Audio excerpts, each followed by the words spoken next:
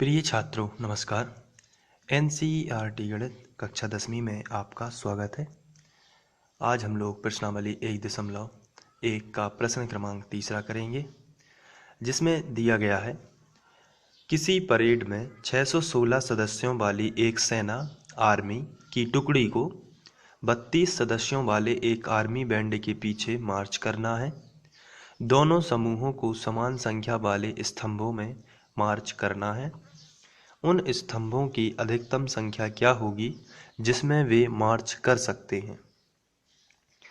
तो स्तंभों की अधिकतम संख्या जो है वो 616 और 32 का एचसीएफ होगा, क्योंकि इसमें शब्द आया है अधिकतम, और अधिकतम से आपको याद रखना है एचसीएफ जो होता है उसका मतलब होता है हाईएस्ट कॉमन फैक्टर, और जिसमें हाईएस्ट का मतलब भी होता है अधिकतम। तो यहाँ से आप इसको कर सकते हैं, इसको आप यहाँ पर देख सकते हैं। हमें अधिकतम स्तंभों की संख्या ज्ञात करनी है और इसलिए हमें एचसीएफ ज्ञात करना होगा। अब हमें एचसीएफ क्यों ज्ञात करना होगा? क्योंकि एचसीएफ में एच का मतलब होता है हाईएस्ट, और जो हाईएस्ट है इसका मीनिंग ही होता है अधिकतम। तो जब भी हमें अधिकतम ज्ञात करना हो तो हम एचसीएफ निकालेंगे, और एचसीएफ हमें निकालने की विधि पता है। हम लोगों ने यूक्लिड विभाजन प्रमेय का और यूक्लिड विभाजन एल्गोरिथम को स्टडी किया हुआ है। तो इस तरीके से आप 616 और 32 के जो है एचसीएफ निकालेंगे और वही अधिकतम संख्या होगी। तो हम इस तरीके से इसमें लिखेंगे, इसको हम सॉल्व करना शुरू करते हैं। स्तंभों की अधिकतम संख्या जो है वो 616 और 32 का एचसीएफ होगा। तो आइए हम 616 और 32 का एचसीएफ निकाल लेते हैं। तो एचसीएफ निकालने की विधि में सबसे पहले हम दोनों संख्याओं को ध्यान से देखते हैं और इसमें बड़ी संख्या कौन सी है देख लेते हैं। तो बड़ी संख्या 616 है और छोटी संख्या 32 है। तो हम इस तरीके से इसको लिखेंगे, 616 बड़ी है और 32 छोटी है। तो इसमें हम रफ का इस्तेमाल भी करेंगे और रफ में हम इसका भाग देंगे। तो यहाँ पर 616 और 32 में 616 जो है बड़ी है, तो हम यहाँ पर इसका भाग देंगे। 616 और 32 से भाग दिया जाएगा। अब यहाँ पर देखते हैं कि कितने बार जाएगा। तो 32 एकम 32 ही हो जाएगा। अब यहाँ पर जो बचेगा 29 बचा। इसके बाद ये जो 6 है इसको हम यहाँ पर लिख देते हैं, एक बार फिर से जाएगा।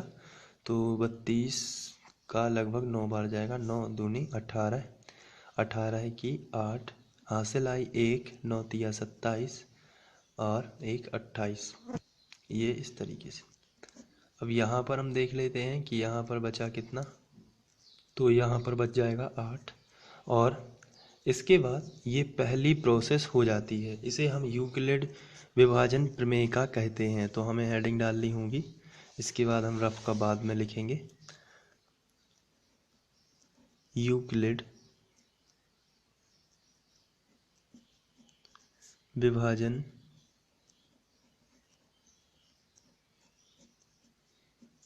एल्गोरिथम से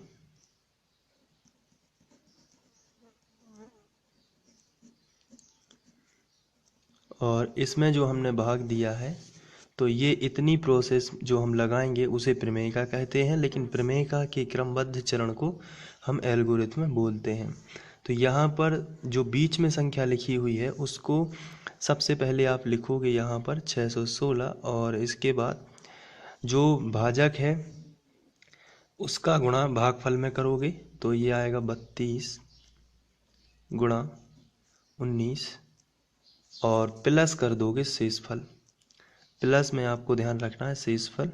ये यूक्लिड की जो है प्रमेयिका है, और यहाँ पर तब तक भाग देते जाना है जब तक कि शेषफल 0 ना आ जाए।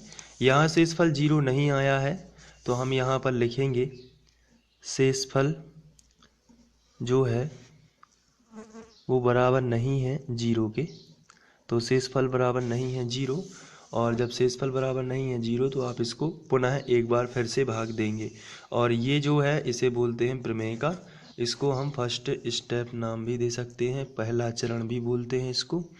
तो ये पहला नंबर। अभी HCF नहीं आया है, जब तक शेषफल नहीं आएगा 0 तब तक हम इसको भाग देते रहेंगे।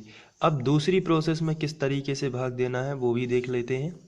जो हमारा शेषफल आया है इसको हम भाजक बनाएंगे, और जो पूर्व भाजक था जैसे यहाँ पर 32 था तो उसको हम बनाएंगे भाज्य। तो इस तरीके से आप इसको बना सकते हैं, मतलब जो पहले भाजक था उसको अब आप भाज्य बनाओगे और जो शेषफल है उसको भाजक। अब यहाँ पर आप भाग दे दोगे तो 8 चौके 32, तो यहाँ पर 4 बार चला जाता है और शेषफल आप देख रहे हैं कि 0 आया है, क्योंकि 32 में से 32 जाएगा तो 0 ही आएगा, यहाँ माइनस होता है। तो ये रफ कार्य है चूँकि। अब यहाँ पर हम सेकंड जो चरण हमारा दूसरे नंबर का बना हुआ है, यहाँ पर आप लिखोगे बीच वाली संख्या पहले लिखना है। जैसे यहाँ पर बीच वाली संख्या 616 हमने पहले लिखी थी, ठीक उसी प्रकार हमें बीच वाली संख्या, अब इतनी प्रोसेस में बीच वाली संख्या जो है वो 32 है, तो आप 32 पहले लिखोगे और इसके बाद जो पहली संख्या इसका गुणा आखिरी वाली संख्या में, यानी 8 गुणित 4 और प्लस में शेषफल आता है। जैसे यहाँ हुआ था पहली संख्या का गुणा आखिरी वाली संख्या, इसका मतलब ये होता है कि भाजक का गुणा भागफल में प्लस शेषफल, और ये भाज्य के बराबर होता है। तो यहाँ भी हम करेंगे वैसा ही बिल्कुल। तो हो जाएगा 8 गुणित 4 और प्लस में आएगा 0, ये शेषफल है। अब यहाँ पर आप देख सकते हो कि शेषफल आ गया है 0, तो जब शेषफल हम लिखेंगे शेषफल बराबर 0, जब भी शेषफल 0 आ जाता है तो ऐसी स्थिति में हमारी भाग क्रिया में जो भाजक होता है वही उन दोनों संख्याओं का HCF होता है। तो 616 और 32 का HCF कितना होगा 8, क्योंकि यहाँ पर शेषफल क्या आ गया है 0। तो आपको लिखना है अतः 616 और 32 का HCF बराबर 8 होगा। तो जब 8 होगा तो अधिकतम स्तंभों की संख्या भी कितनी होगी 8, इसलिए अधिकतम स्तंभों की संख्या